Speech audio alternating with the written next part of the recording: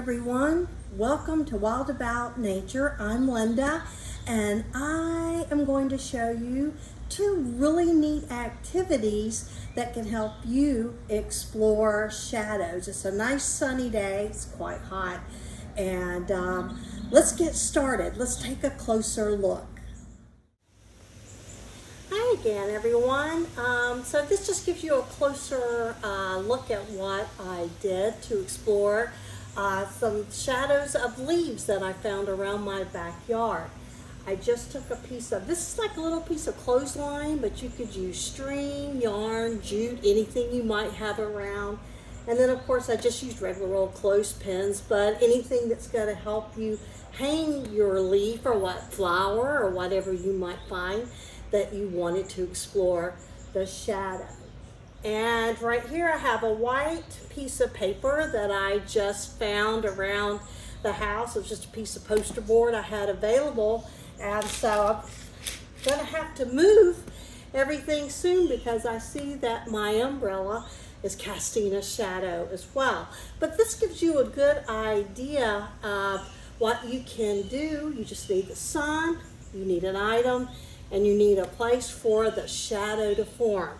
And I went ahead and I laid out this piece of poster board. You can trace the shadows, talk about the shapes of the shadows.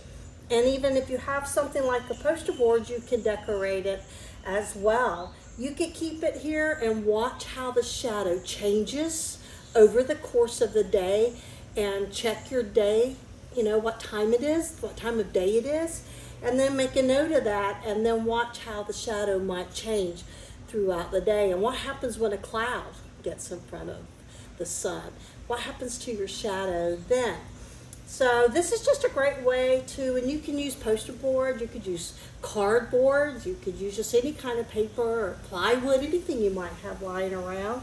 Or you could just use your, if it's on a back, this is my back patio, but you could, you know, a driveway if it's safe, or anywhere where a shadow can be cast, and then you could draw, because you could chalk this right here on the patio. When it rains, it goes away, start again, do it again. And you don't have to just do leaves, you could do flowers, different kinds of sticks. Sticks have really cool forms, and it's kind of cool to see what a stick might look like with its shadow, what its shadow might look like. So this is just a fun way to explore shapes, to explore what might be in your own backyard. And with drawing, it's great for those fine motor skills as well. And you see you're going to have to tend with the elements, the wind's blowing, so that's another thing you have to think about too. So it's a lot of fun, a lot of critical thinking and problem solving, and a lot of creativity goes into this activity. Now I have one more activity to show you, so I'll be back in just a minute. All right, everyone, here's another fun way to explore and play with shadows. I really love this idea because it combines exploring shadows as well as your own backyard or what's around in the area that you might be in. So you find out a little bit about what lives close to you. Now, the first thing that you do is you have to have a partner, someone who's going to let you trace their shadow. So I went ahead and traced a shadow in blue. You don't have to be an artist, as you can see, but just get the general outline of the shadow.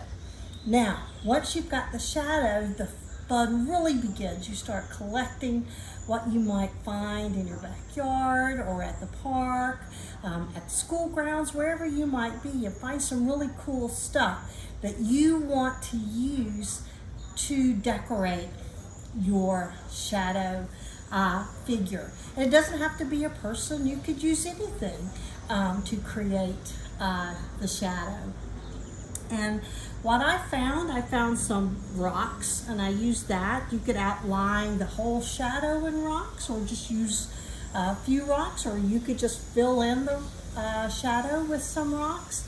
I found some really cool white ones that I really liked. I have little acorn caps brushes that I'm using, some sticks, different leaves, and then a little bit of dirt and planting material.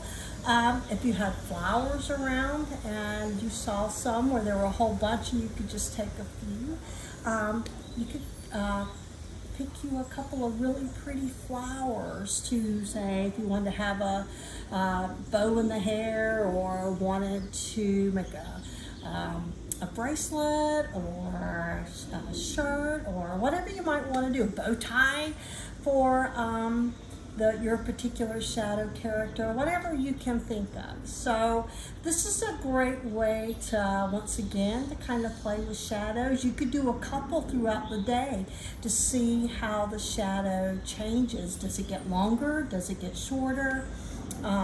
What does that shadow look like throughout the day? And then collect some really cool treasures that you might find in your own backyard, and then see what you can come up with once you begin to design your character.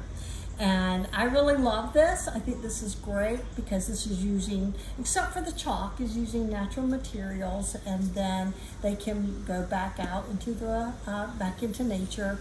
And of course, rain will just wash away the chalk. So try this. This is a really fun way to explore shadows as well as the nature in your own backyard.